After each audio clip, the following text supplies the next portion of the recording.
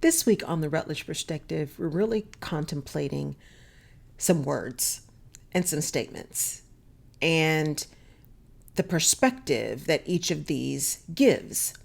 And in particular, in the area of leadership and projects and big decisions that you have to make. And this idea is it willpower that's needed, or is it the power of your will that is needed? And what are you willing to do to achieve what it is you say you want? And oh, by the way, why do they call it a last will and testament, right? What is it about this word willing, willingness, willpower that has such power? And what does it really mean when we are trying to accomplish things? So what happened is I was doing my regular meditation and walking and listening to podcasts and all of these kind of things.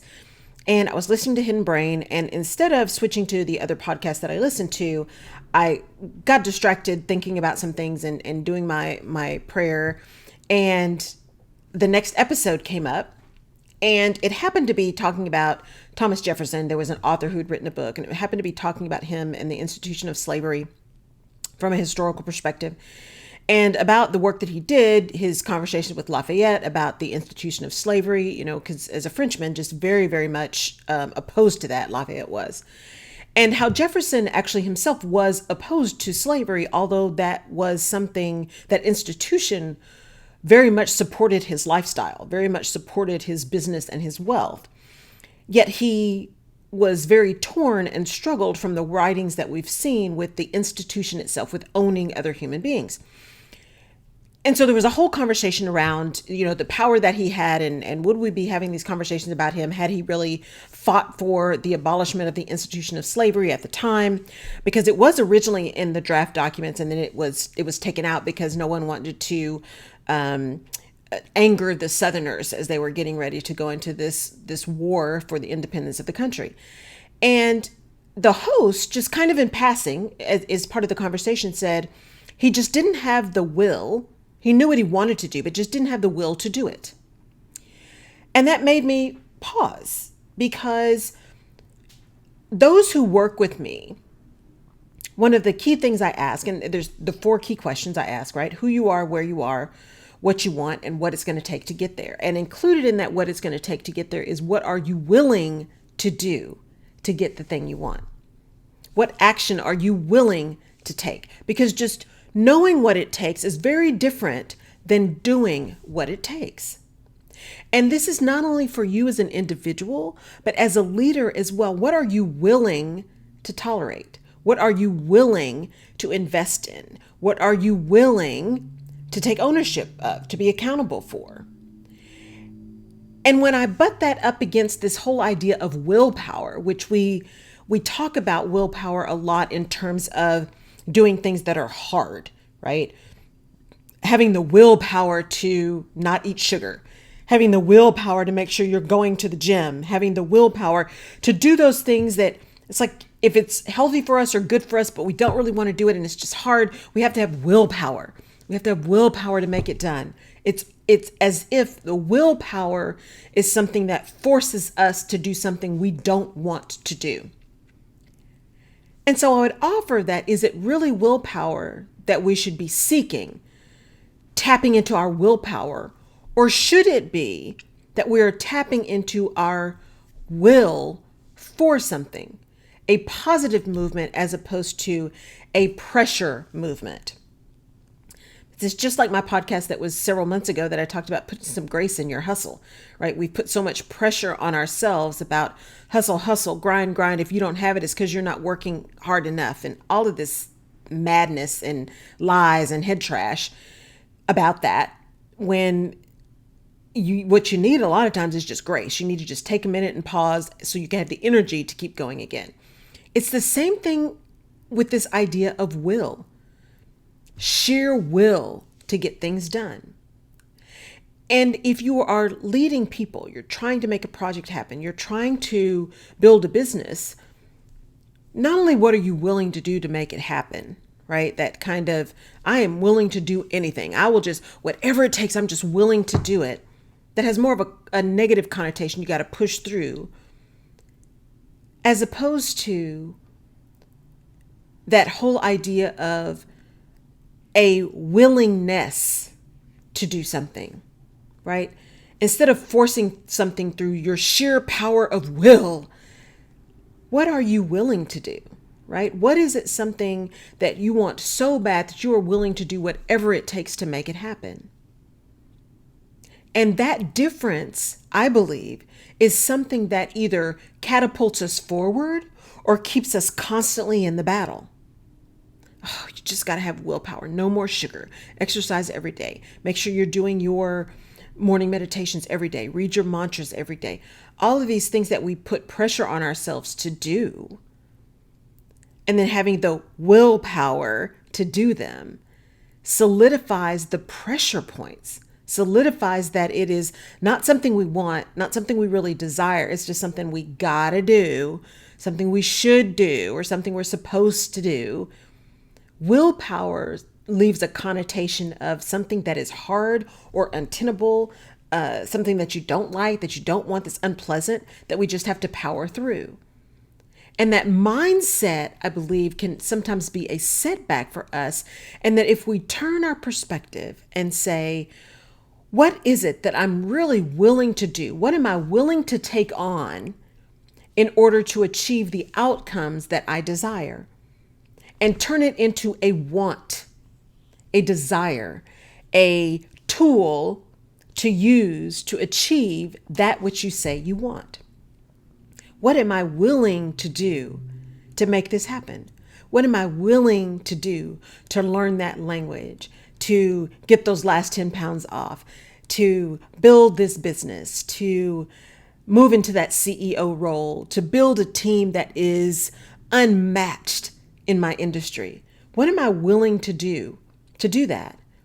Because when you take it on from a positive perspective, that willingness opens up so many doors because it allows for humility. It allows space for learning and for growing. It allows space for you to have others with expertise that you don't have to enter into the picture because you are willing to learn, you're willing to grow, you're willing to do what's necessary to get what you want. And sometimes what's necessary means allowing other people in, admitting to your gaps, owning those, identifying them, and doing something to help alleviate those, whether it's learning yourself or finding the help and support to fill the gap.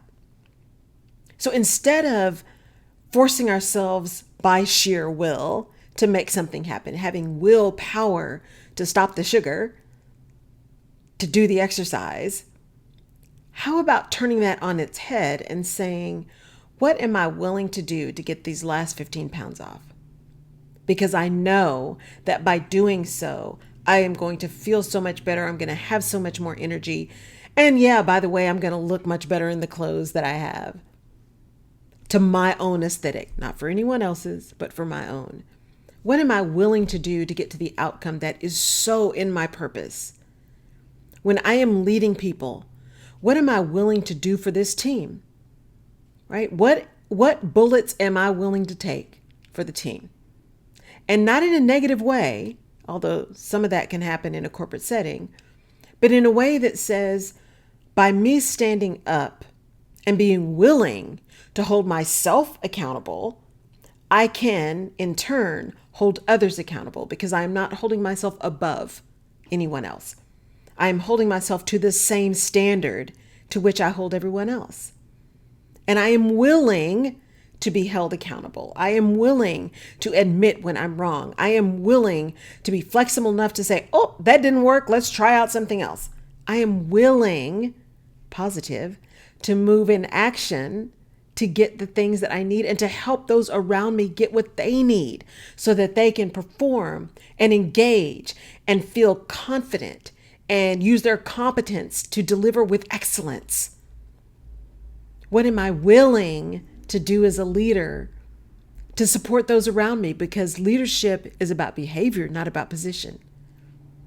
And leadership is about getting things done through and with other people. Leadership is not about you. So think differently about that word will and willpower and willingness.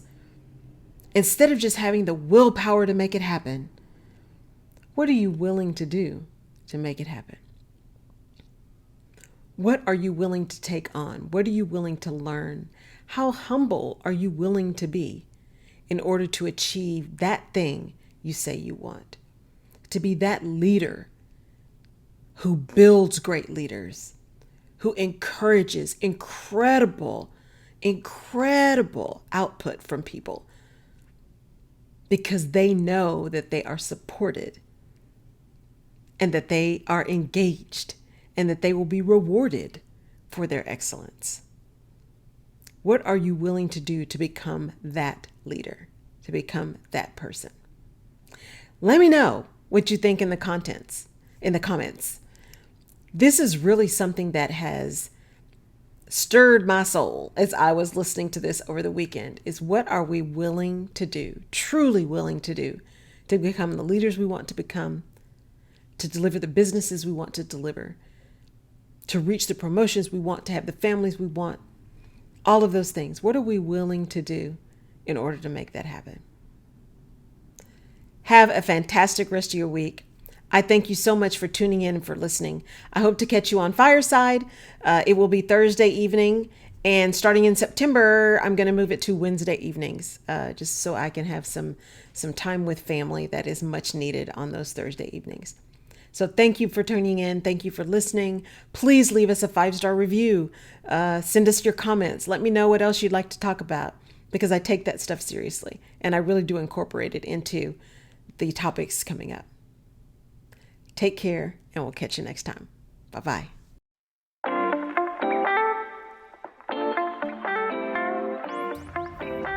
You have been listening to the Rutledge Perspective Podcast. Thank you so much for downloading and for connecting.